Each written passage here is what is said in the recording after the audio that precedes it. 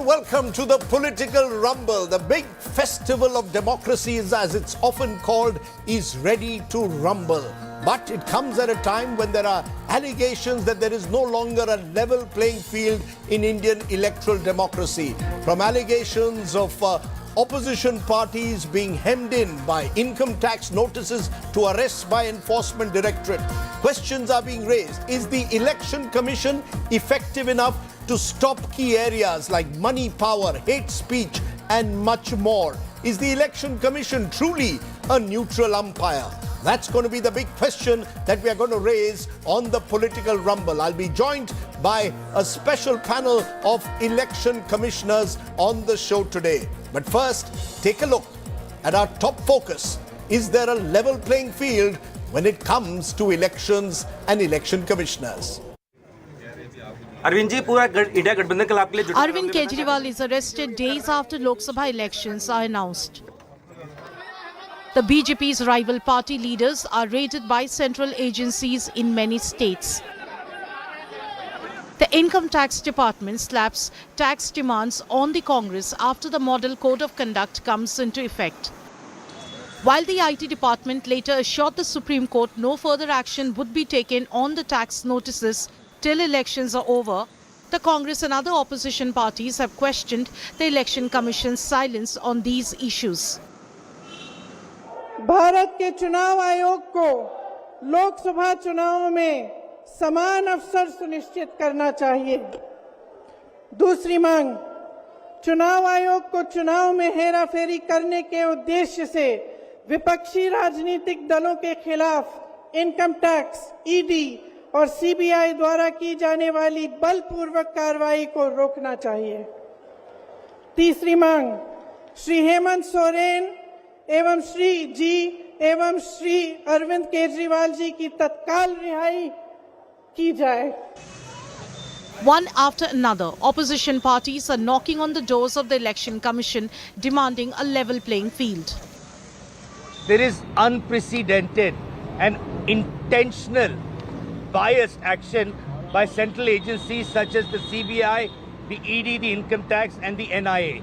We're seeing that there is a surge in action of these agencies, and we're specifically also mentioning the NIA because in West Bengal, they've been going after people for a case which is about 2 years old. This is all being done at the behest of the ruling party. While the opposition is crying foul, Prime Minister Narendra Modi has lashed out at his rivals repeatedly in his rallies. मैं कहता हूं, भ्रष्टाचार हटाओ। तो वो कहते हैं भ्रष्टाचारी बचाओ। घमंडिया गठबंधन के लोग चुनाव की रैलियां नहीं कर रहे हैं, भ्रष्टाचारियों को बचाने की रैली कर रहे हैं। Caught in the crossfire is the Election Commission. In 2019, when opposition leaders had complained about income tax raids ahead of polls, the Election Commission had asked enforcement agencies to act in an absolute neutral and impartial manner. Meanwhile, many opposition parties have been questioning the use of electronic voting machines as well. This week, the Supreme Court admitted a petition seeking matching of VVPAT, paper trail and EVM votes. The DMK, meanwhile, has moved the Madras High Court, claiming the new generation of voting machines can be manipulated. As admitted by the Election Commission, 2% of error is possible. So 2% is not a negligible number. For example, in Sriperumbudur there are about 23 lakhs votes. 2% means it comes to 46,000 votes. Though the EC has not reacted to the latest petitions, in the past the poll body has vehemently argued against a return to ballot paper. Now, while the opposition is busy pointing fingers at the Election Commission, they are saying that there is no discrimination in their approach when it comes to giving out orders. They recently sent out 2 orders, one to Supriya Senate of the Congress party and the other to Dilip Ghosh from the Bharatiya Janata Party. The Election Commission is maintaining that when it comes to giving orders, there is an equal parameter for all the parties. There is no discrimination inside the Election Commission building. With camera person Ashok Bhanot, this is Aishwarya Paliwal reporting for India Today.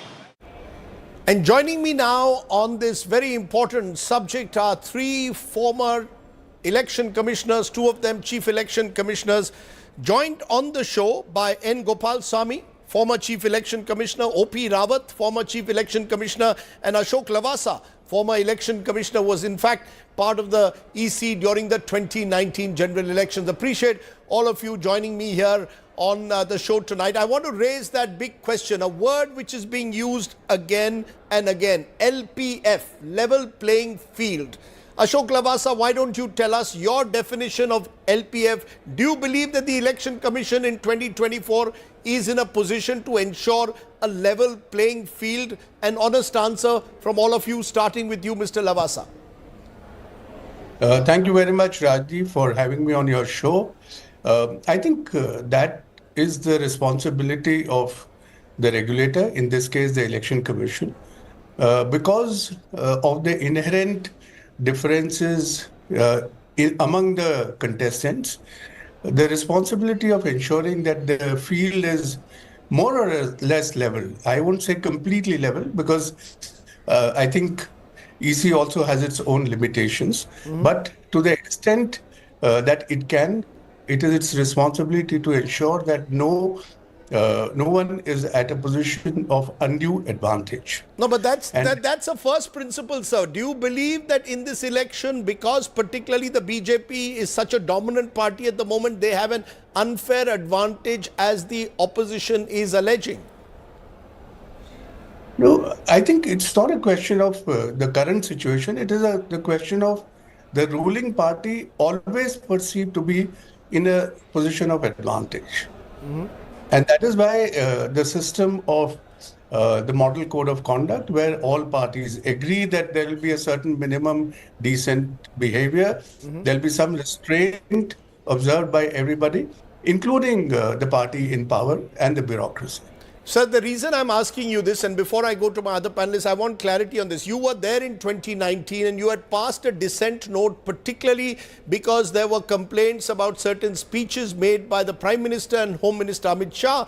And you had at that time passed a dissent note saying that there should be, these complaints should be registered, notices should be sent to them. Your opinion was not even registered. Eventually you left the EC. I'm trying to understand, do you believe that you were in a way targeted? Do you believe that can the EC speak truth to power? When I say power, I mean those at the very top.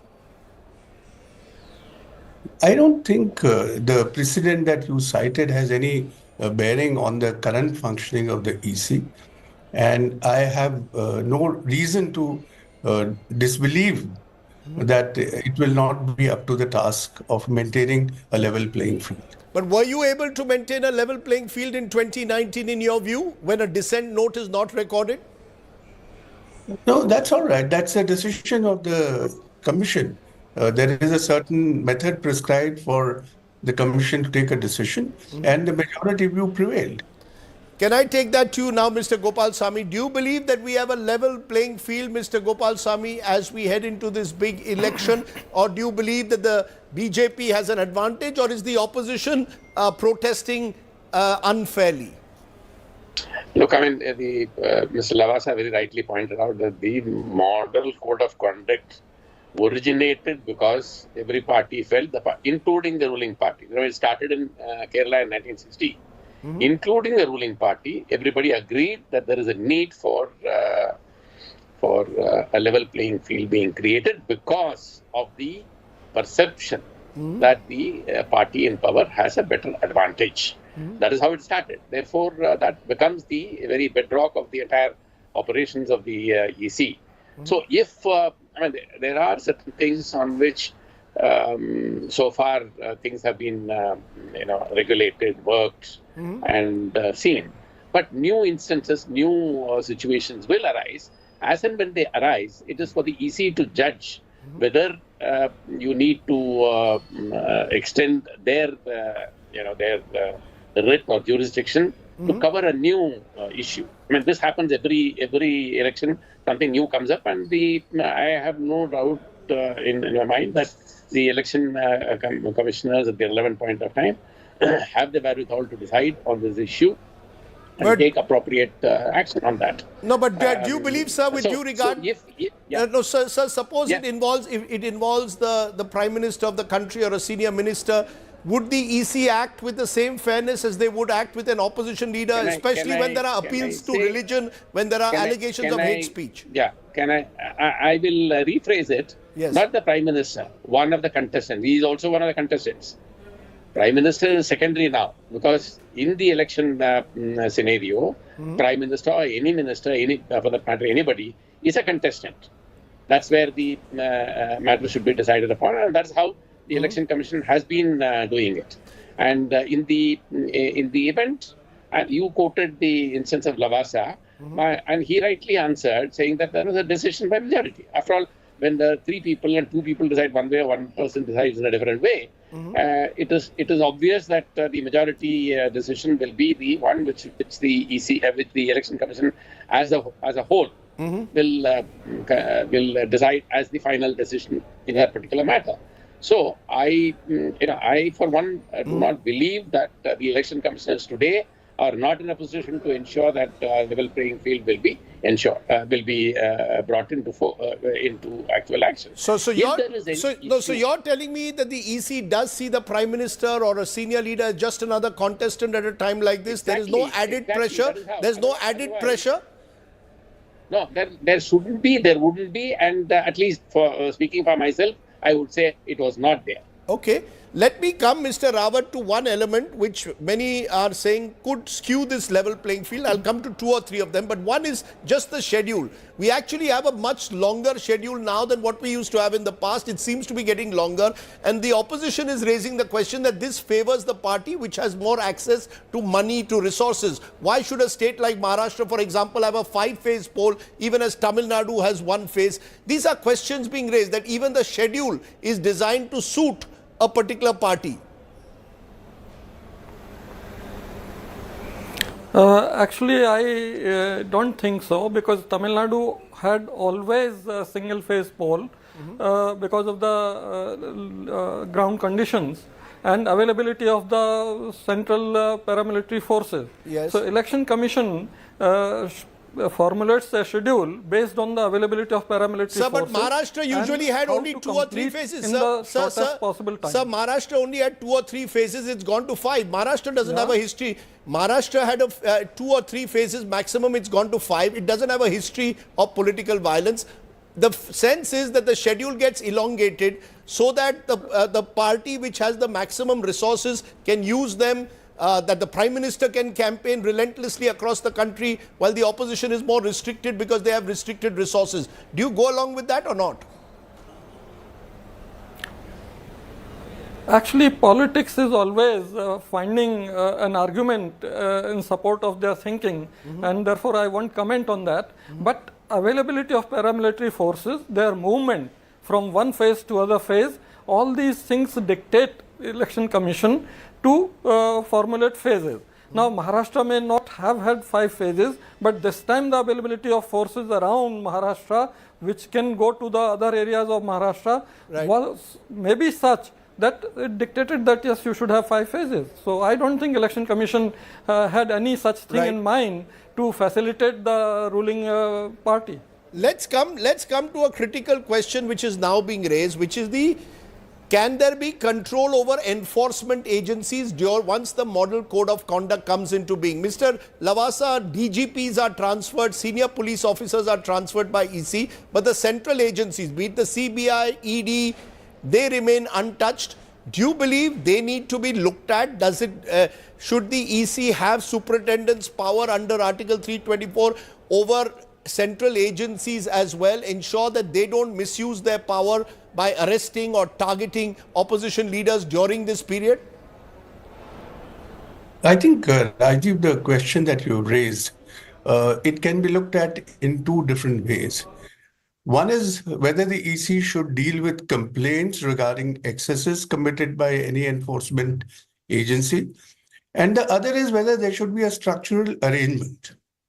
So I think both these questions need to be looked at differently.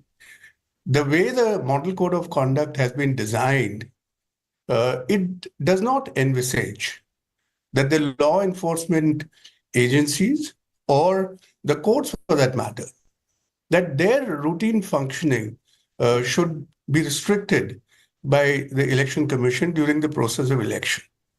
However, there could be complaints. And I think the way EC functions is that it responds to all the complaints by carefully examining whether the complaint is legitimate, whether the grievance which has been placed before the EC merits an intervention by the EC. So it's a question of determining whether any enforcement agency has acted in a manner which violates the spirit of free and fair election. So I would say that every incident or every complaint has to be gone into by the EC. The other is whether it should be structurally embedded in the model code of conduct, that the superintendents in control of all the agencies should be with the EC during the election process. I think I am not in favor of that because that might make the situation very untenable, and the EC will unnecessarily lose focus. Rather than focus on conducting the elections, it might just get mired in controversies about, all kinds of complaints being put at the EC's door. That having said, no, but you're saying in principle, if there is a feeling that the ED, for example, has targeted a particular individual, in this case Arvind Kejriwal arrested just before an election, Hemant Soren, Jharkhand Chief Minister arrested, can the EC say, look, we want a full report on it, but do you believe they can actually act against the ED, call for restraining the Enforcement Directorate, or that would be stretching their powers? this is exactly what I am saying, that if the EC does come to the conclusion that there is an excess committed, and that too which will cause the contesting party or the candidate, it hampers their free participation, then certainly he can find ways to discuss with the agency and see how that process can be regulated in a way that no party is put to an unfair disadvantage. Okay, let me take that to you, Mr. Gopalsamy, your view on that. Do you believe that the Election Commission can actually supervise some of these central agencies? You've seen IT notices being sent to the principal opposition party. That has led to some element of disquiet. Can the EC step in and oversee this process, or do you believe that's stretching their powers? No, in the normal course, no. In fact, the EC's powers extend only to those agencies which are directly involved in the election. Okay. For instance, if there is a police officer who is involved in the election process, yes. But if the police officer is doing something else, it has nothing to do with the election, he does not come under the purview of the EC. That's a normal course. But there are circumstances, there will be new issues coming up. If in case a matter is brought to the EC that this is actually misusing the powers of the government in office, it can look into it in the sense that whether, say for instance, you quoted 2 instances. Yes. And those instances, there were criminal cases filed and the investigation has been going on for a long time. Therefore, what is the time? Merely on the basis of the fact that if the arrest came at a particular point of time, you can't say that it is interfering in the electoral duties. In that case, every person who, either there should be a blanket ban saying that don't touch any politician. If you don't touch any politician, don't touch anybody at all. So I can become a contestant and, I'm prevented from being arrested even if my crime is a huge crime. I mean, this is untenable kind of argument. Okay. Therefore, my point is, in case there is a particular issue regarding misuse of a certain agency, the EC can look into it, and if it gets satisfied, yes, it should not. There is some issue. They can always, bring it to the government, saying that look, we are of the opinion that this is transgression of the level playing field, and the model code of conduct is to ensure level playing field, and therefore restrain your agencies from doing this. So that is the ultimate final thing. I don't think the EC is constrained on doing it, but then before getting into it, the EC has to examine it properly, satisfy itself that this is a valid case or not a valid case. Mr. Rawat, what's your view? Arvind Kejriwal gets arrested once the model code of conduct has come into being. Do you believe that this is a case that the EC could look at, or should the EC stay away? Because as Mr. Gopal Sami just said, this is an investigation that has been ongoing. It doesn't matter whether the model code of conduct is in place or not. Actually, I perfectly agree with what my former colleague Mr. Ashok Lavasa said and what Mr. Gopalaswamy said, because EC has a constraint also. These things cut both ways, and if EC starts doing the structural vigilance on all these things, then it will really lose focus on main objective of conducting free, fair and credible election. So if there is a complaint from Mr. Kejriwal to Election Commission that something unfair is being done to him, then EC should get into it, find out, examine, and what has been done in the past, what is the history. So all those things can be examined by EC, and then they can take whatever action is considered fit in that particular case. But then, Mr. Lavasa, why is this perception growing that over time the EC now simply does what the government of the day wants it to do? This is what the opposition claims. The government, of course, says that it wasn't very different when the other side was in power. The perception is growing that the EC is not as neutral and effective an umpire as it should be. There is no fear of the EC as was there in the time of session, and now it is alleged to be partisan, does what the government wants it to do, whether it be schedules or not sending notices to those responsible for hate speech or appeals to religion, or indeed IT notices or ED cases. Do you agree with that, that the EC has been less effective now than it was, say, during the time of Mr. Session?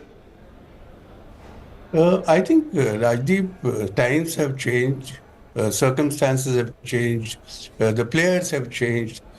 But as far as perception is concerned, see, to the extent that any regulator regulates people or performs a judicial or a quasi-judicial function, half the people who don't get what they think is justice will always remain dissatisfied. So I don't know whether it is a priority for the EC to manage perceptions. I don't think that is the job of the Election Commission. They have a job to do. They have to conduct free and fair elections. And I think they should focus on that. But should there be greater fear of the EC? I mean, there's this feeling that when Mr. Session was there, politicians were afraid of Mr. Session. Is that fear factor gone? And should it be there in the first instance? No, that you should ask the politicians whether they are scared of the EC or not. But what I would say is that, see, EC is like an empire which has to manage an event like an elections and manage the process as per the laid down rules. But it is also in an unenviable position that it has been given extraordinary authority, perhaps the sole authority to conduct and provide superintendence over the elections. And in that process, it has extraordinary authority to invoke its powers given by the Constitution to intervene when it thinks the situation so calls for. So it is both an empire which is governed by regulations which have been framed, as well as it has the authority to exercise extraordinary jurisdiction. And that is what I think gives rise to a lot of expectations that people have, that here is a superman who must intervene and control all kinds of situations. Sorry. Yeah, can I come to one more crucial issue, which is being raised by opposition parties and indeed activists, which is VVPATs, the verified voter trail, paper trail. There are those who are saying, and the Supreme Court has sent a notice only on Monday saying to the EC saying that should there be 100% coverage of VVPATs, because there are those who have a question mark over EVMs. Mr. Gopal Sami, as someone who was part of the EC when EVMs started spreading across the country, do you believe there is a need now for VVPATs also to be present at every polling booth? Every vote can be had a verified paper trail? It is. Rajiv, the VVPAT is present in every polling station. Yes, but to And, use every vote, should every vote have a verified paper trail? VVPAT 100% counting of 100%. No, I am coming to your point. 100% counting of VVPAT is unnecessary. 5% polling stations in each of the assembly constituencies is more than sufficient. One. Secondly, please look at the facts. 20,652 comparisons were made during the 2019 election. You see, there are 543 constituencies, average of 6 to 7 assembly constituencies per parliamentary constituency, multiplied by 6 or 7, and 5 in each of the assembly constituencies. You will get around 20,652 actually made. It is available in the website. There was no dissonance at all. Okay. Then to say that we should do 100% checking, why not go back to the older era of ballot papers, abandon all the EVMs and get lost? But I can't understand this logic at all every time which is coming up, and I am really amazed at this point being repeatedly raised by some people before the Supreme Court time and time again. Can I get you, Mr. Lavasa, on that? Because you've also seen these arguments when you were in the EC. Make sure 100% counting of the verified paper trail. Do you believe that's necessary to restore confidence, credibility to those naysayers who have questions over the EVMs? You see, to the extent that VVPAT have been used not only in the 2019 general elections, but even thereafter, all the elections that have taken place, they have the VVPAT. There is an arrangement by which there is a cross-verification done. As Mr. Gopalaswamy said, that so far there have been no discrepancies that have been pointed out. But the point is that whether it should be 1 or 5, or there can be any other system of picking up anything, any specific EVM which has been pointed out by the candidates who are losing, as Mr. Qureshi has been suggesting always, that ask the runners-up or the losing candidate to pick up any EVM and say that, okay, I want this to be verified. That would be an additional measure. So if people are not satisfied, there can be additional ways of talking to them and implementing measures which build greater faith. I'm not saying that it will be possible to satisfy 100% everyone all the time, but I'm sure that EC is competent, imaginative enough to come up with measures which will build greater confidence. I want to ask all of you, therefore, in conclusion, about an issue which seems to trouble many people, which is the brazen use of money power. As the electoral bonds issue has shown, and many believe electoral bonds are only the tip of what political parties actually accumulate to spend on elections. Much of it is in cash. O.P. Rawatji, do you see any change? Do you see any constraint at all? Can the election commission, which has what, 95 lakhs is what you can spend on a Lok Sabha constituency, some in Vidhan Sabha 45 lakhs, these numbers just don't make sense. Every politician I speak to admits that they spend, particularly from the major parties, crores for an election. Will that ever change? Actually, the main reason behind that is that the ceiling on expenditure is only for candidates, not for the political parties. And Election Commission has already suggested to the government that there should be a ceiling on political party expenditure in elections also. So what happens that when political party spends 10 crores in one constituency, so the perception created there is that this 95 lakh ceiling is a hoax, because so much money is flowing in the constituency. So that is one. Second thing is we need to bring in a lot of reforms in campaign finance and expenditure area, because when we see global comparison of elections in democracies, we find that our elections score very high on election commission's independence, election laws, boundaries, delimitation, everything we score very high globally. But only on these two counts, media issues and campaign finance and expenditure issues, we score just the passing marks around 30, 34, which is in our examinations. So there we need to work a lot, and I think Election Commission will do well. Does any one of you, Mr. Gopal Samy, you start, does any one of you have a solution to that? You know, as citizens of this country, as taxpayers of this country, we wonder, if electoral bonds suggest quid pro quos, what of the cash transactions that will go on during this election time? Do you see any solution at all? That's also, Rajiv, that's also quid pro quo. The cash which is being spent is also quid pro quo. Let me take only one instance. In one assembly elections here, by-election here in Tamil Nadu, instead of the normal 5 or 6, finance, overseeing financial transactions, etc., instead of 5 people, 200 people are appointed just to ensure that money is not passed on under the door, within the newspaper, etc., etc. Still, money was given. You know why? You know how? It was given in a totally different area. If the election was taking place at the X area, money was passed on to Y area. How can you? So basically, the issue is, I think the political system has to sit up and take notice. The perception that the politician, once he gets to power, can do anything and get away, which many people do get away with it. As long as that perception remains, and from time to time, from election to election, if you see politicians, their assets and assets going up enormously.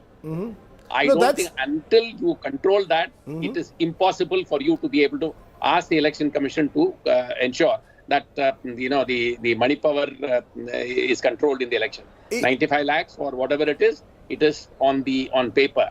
If I remember right, I think one of the very leading politicians long ago once mentioned the day they got into the parliament. They were sworn in. He said he is supposed to have said that we are all entering the parliament after uttering a big lie. That big lie was that I have my campaign expenditure is within the limits prescribed. Everybody understands it, but there is no solution until the system ensures that black money, if it is caught, unless you can do away with black money, you can do away with the transactions of this kind, it will never end. I want to take that to you, Mr. Lavasa. Do you have a solution? Because the EC has been relatively successful in controlling muscle power. I remember when I started covering elections, there was booth capturing in some parts of this country. That seems to have reduced. Violence generally seems to have reduced, but money power has risen exponentially. Some say it's just gone underground. Is there a solution, sir? So again, Rajdeep, I think the way we need to look at this is that Election Commission has a certain remit, and whatever is possible within the formal system, some measures have been taken. They always, and let me tell you that this is a cause of great concern for all those who have been in the Election Commission, that how do you make an effective arrangement by which you can control this? But as far as the formal system is concerned, a lot of things have been done. And I agree that there are deficiencies in that also. For example, it's very ironical that even though people complain that the expenditure limit per candidate is less, but when you find that the returns that they have filed, there was a time when not more than half the people would say that their expenditure is not even 50% of the limit. So it's very strange that on the one hand, the formal limit which has been prescribed, that is not even reached by more than half the people. And still people complain of lower limits. The second thing is that I think this whole system of scrutinizing the accounts submitted for the expenditure it has to be given a greater thrust and priority after the elections, because all those who don't make it or don't win, I think their accounts become very secondary as far as the Election Commission's ability to scrutinize them is concerned. The other thing is that what Mr. Rawat said, that there has to be a ceiling on the expenditure incurred by the political parties. But again, these are all formal arrangements. We are not even talking, and I don't know how Election Commission is competent to control the flow of black money in the elections. It takes all the measures which it can with the help of government agencies, but still you have reports where people do spend a lot of money in elections and they openly admit, but nobody is able to nail it. So my point is that I think we should all insist and expect that all political parties, they must come out with their plan of curbing this in their manifestos. Because electoral reforms, I don't see find prime place in any election manifesto. But if elections funding has to be cleaned up, it should be given top priority by those who aspire to be the lawmakers of this country. Can I come to two other issues? One is very close to the bone, Mr. Lavasa, and I'll get all of you on this, which is media power. In America, it's very clear that in prime time, for example, political parties will be allotted times and you will never have one party dominating the media landscape. There are two main parties, the Democrats and Republicans, and you tend to try and give them equal time. In India, we find that whoever is the ruling party, in this case the BJP particularly, and the Prime Minister gets dominant time across the media, and that many believe skews the entire electoral process if one person, one party gets all the media time. Do you believe, Mr. Lavasa, that is something the EC should look at? In the past, the EC looked at paid news. Should they now be looking at misuse of media power? I think the way a system was evolved to allot time on government-controlled media earlier, there has to be a discussion to see how EC can similarly have an arrangement by which equitable timing is allotted, minimum time is allotted to all contestants and all political parties on the formal television channels. I don't see that control being easily exercised over the social media. So that poses a different challenge altogether. No, because Mr. Gopal Samy, you want to step in? Do you believe that the media itself, can you play, can you ensure, particularly in this age of social media, can anyone really control the media? Is it possible, or each political party will exploit the media power? I will separate into two parts. One is the TV and journalist media, and the other one is about the social media. Social media is uncontrollable. You can't exercise much control, excepting that if the EC is successful in at least ensuring deep fakes are prevented, it's good enough. I mean, that's all that, even if that is done, it's better. But as far as the other media is concerned, EC should not get into it at all. Let me ask this question to you, Rajiv, and others. Where is your responsibility? You people should get together and ensure that there is a level playing field. Why should everything be thrown at the EC's head? Sir, you're the umpire. Sir, you are the umpires. Sir, you are the umpires. If you showed us a red card, You say, look, can you show us a red card then? The umpire is not expected to do, start pulling the ear of every person around. No, that's not the job at all. What is the responsibility? You people claim that you are bringing the news, proper news to all the sections of the population. What is your responsibility? Okay. You should have the responsibility to ensure that all of you get together and decide that there will be a fixed time allotted or whatever it is. No over indulgence to one party or one person. That is for you to decide. Okay, Why good should point. everything be done by the Election Commission? Okay, fair point that we need to look inwards. Mr. Rawat, do you have a view? Do you believe that the media should be reined in at election time, that the EC should be watching over how much time the media covers whose rally? Actually, Election Commission is watching. They have electronic media monitoring committee, and they are watching 24 hours during the campaign period. So all that is already available. However, for location of time on government-controlled media, and social media issues. I agree totally to Mr. Gopalaswamy and Mr. Ashok Lavasa that whatever is being done, I think Election Commission has very little space to move there. You know, but the interesting aspect, Mr. Lavasa, is because you have a staggered election campaign, just think about it. There is voting going on in Baramati, but maybe a leader is in the neighboring constituency of Pune and his or her rally is going live at that moment. I mean, you all have this so-called dark period. Last 48 hours, you cannot campaign, but campaigning is going on even as voting takes place. Is there any control on that, or that's just an accepted fact now that everyone will campaign till the last moment like they do in the United States? Yeah, I think the point that you raised is a serious issue. And I don't know whether technically it is possible to regulate things in a way that you black out certain areas during the election period.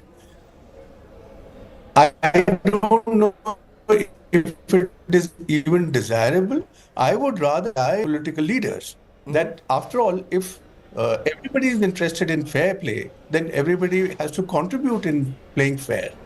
You cannot expect the referee to run around every nook and corner and see that he is the one or she is the one responsible for covering all the gaps. Okay, so you're saying the onus is on the politicians. Am I correct? The politicians should recognize that there is a rule in place. Don't abuse the rule. Am I correct? What I'm saying is that, you know, players play to win the game. They don't play to dare the referee. So I think if there is a general understanding that this is a restraint we have to observe, then that is a restraint you have to observe. You know, the fact though is that it has moved Mr. Lavasa to a winner takes all. The worry is that because politics is now so competitive that winner takes all, they will politicians do whatever they can to win an election. Sam, Dam, Danda, Bhed. That's where I come to the original point. There is no fear of the EC. Can I intervene? Yes, please, Mr. Gopalswamy. Yeah, you talked about Mr. Session. Yes. You don't produce Sessions very often, right? Yes. So Session is one and he was one and only one. Okay. The point is, when Session started doing whatever he did, it was the first time he did that, and he stunned everybody. After that, the political parties, the politicians, would have devised their own ways. So every time, you have to find something innovative to hit at them, then only it can be controlled. But that is it is not always possible. Okay, within the four corners of law, EC has to function within the four corners of law. Therefore, within that, whatever innovation they can do, they can do. No, because but all you do, sir, with due regard, all you do now is send a notice. You've just seen notices are sent to particular leaders. Do those notices have any deterrent effect? At Session's time, there's something which was not there, which is being done today. Today, you supposing somebody crosses the red line, you not only send a notice and get a reply. After that, if you find that he's crossed the line, you are saying that for the next 2 days you can't campaign. This is something which has never happened before. Now it is happening, which means that EC has found one new innovation by which they are trying to control these things. So that that is a continuous process. The EC will keep on innovating on these issues. But you can't say that nothing is being done. They are trying their best to see within the four corners of law. They can't do anything which immediately, if it is challenged before the court of law, it gets thrown off. No, that is not the way they can do it. Can I though look at another aspect? As we go across this round table, it's rare to have 3 election commissioners. So I'm doing a last 5 minutes with you all, which is hate speech.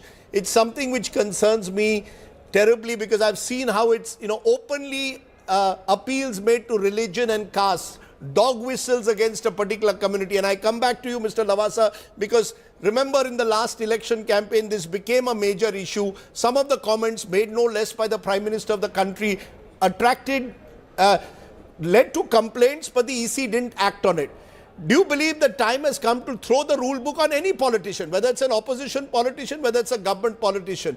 If anyone resorts to hate speech or appeals on the grounds of religion, 80-20 politics as it's called, or Shamshan Ghat, Kabristan politics, that the EC will need to act to ensure it stops? Well, my straightforward response to that, Rajdeep, is that when you are an umpire, you don't give somebody out because of his or her stature. You give somebody out, declare him out because, as per the rules, in your perception, it is a violation.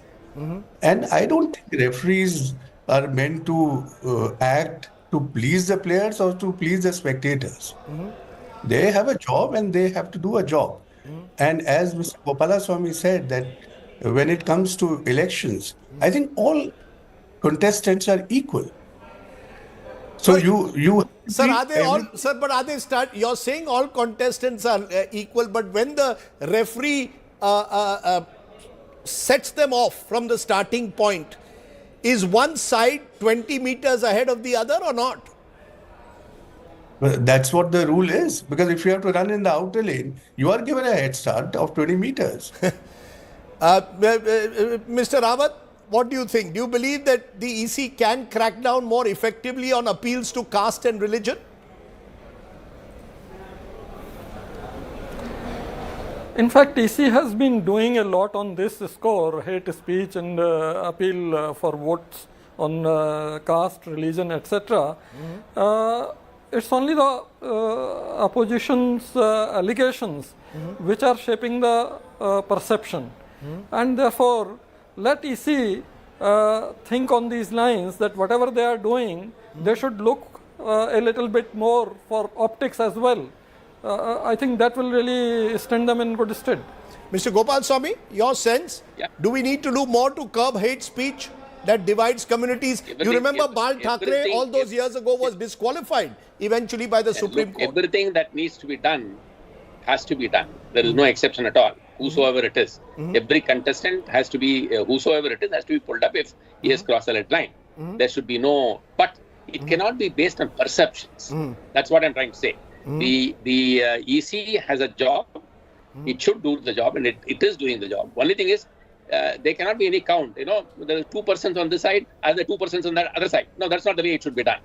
It should be done on the merits of the matter, and not based on mere perception, saying that that person violated and I didn't violate. Why you charged me and he didn't charge? No, all that is immaterial. What the EC has to ensure that the whosoever it is, he is pulled up if the red line is crossed. Can I ask all of you, you all have all been experienced IAS officers before you all joined the Election Commission. Are you satisfied? And I want honest answers from you, starting with, I know you'll give me an honest answer, Mr. Lavasa. The present system of appointing election commissioners, are you okay with it? Or do you believe you should have had a Chief Justice as part of the selection committee? Otherwise, at the end of the day, the government has a majority, 2 ministers of the government, including the Prime Minister and just the leader of the opposition. Would you like to see a review of that system? Or do you believe that the people who manage our election commissions are officers of integrity? I think there are 2 things that you said. They are not necessarily complementing each other. That a meritorious person doesn't get selected by the way the committee is composed. But that having said, I think optically it is always good to have a broad-based selection committee so that you have participation of people who are not involved in directly involved in the administration or government, and if they are also party to the selection process, to that extent, I think it lends it more credibility. Mr. Gopalswamy, do you believe that there should be a review of the way election commissioners are selected? Let me put it this way. Maybe you can expand the size of the committee, but I am very clear that there should be no induction of anybody from the judiciary for the simple reason that the ultimate arbiter in the whole matter is the judiciary. Now, imagine a situation where somebody from the judiciary is a member and this election goes bad. Will you go and tell the honorable court saying that Mr. Justice so-and-so, you were sitting there, it has backfired. You've done a bad job. Will you do that? I don't think that should be done at all. They should not the high office of the judiciary should not be brought down to this kind of a thing. Okay. You Mr. can broad Rawat, base the thing with anybody else. Mr. Rawat, your view, do you believe that the way of choosing election commissioners should be re-looked at? Not at all, because in our scheme of things, Parliament, in their own wisdom, Right. whatever law they have enacted as per the direction of Supreme Court and as per the provision in the Constitution, I think our country has to run on that. Okay, I'm going to ask all of you one last little slightly different kind of question. What's your best moment and worst moment of being election commissioner? Do you remember, Mr. Lavasa, your favorite moment? What's the best thing about being an election commissioner and the most difficult thing of being one? I think the best moments were when you toured the country, when you met people and saw their enthusiasm in being part of this entire election process, especially people who are disadvantaged. I think those moments are worth remembering. And of course, enforcement of the model code of conduct, I think, is quite a formidable task because it has raised extraordinary expectations on the part of the people. Okay, Mr. Gopal Sami, your favorite moment and your most difficult moment? Yeah, the bringing in of the photographs on the electoral roll is my best moment. That is something which we worked on for nearly 1.5 years to put it in operation for the 2009 election. The worst you can say is that, whatever we could do, we did, but I don't think we were ever be able to control the money power or, muscle power is, you rightly mentioned that in certain parts of the country, the muscle power was predominating. That was totally eliminated, but not the money power. That's something which is a great regret. Okay, let me twist it to you, Mr. Rawat. Are politicians today better behaved, you think, than they were 25, 30 years ago? Circumstances have changed. Earlier, politicians did not have that kind of contestation. So, depending on the circumstances, today's politicians are doing their bit. They are doing very well. And in earlier times, whatever they were doing according to the circumstances available then. However, I'll also like to say that when we annulled 3 elections, Right. 3 constituencies because of the excessive money distribution, having vitiated the election environs, that was our best moment, and we felt proud that even the judiciary upheld those elections, those decisions. Mr. Lavasa, therefore, as we go into the 2024 elections, it starts in 2 weeks' time. Should we all be satisfied that Indian electoral democracy, I'm not looking at the other aspects, Indian electoral democracy is alive and well, or do you believe with all these arrests, IT notices, an atmosphere has been created, and it's not just me, but global commentary suggesting Indian electoral democracy is under threat? Is that excessive, alarmist? I think we should be positive and we should be on the watch. We should be positive, but at the same time, we should be on the watch. On that note, I appreciate all of you having joined me here. This is very special to have 3 election commissioners, 2 of them chief election commissioners who've been part of that process as the big Indian election festival is set to begin. That was the Political Rumble. Thanks so much for watching. Bye for now.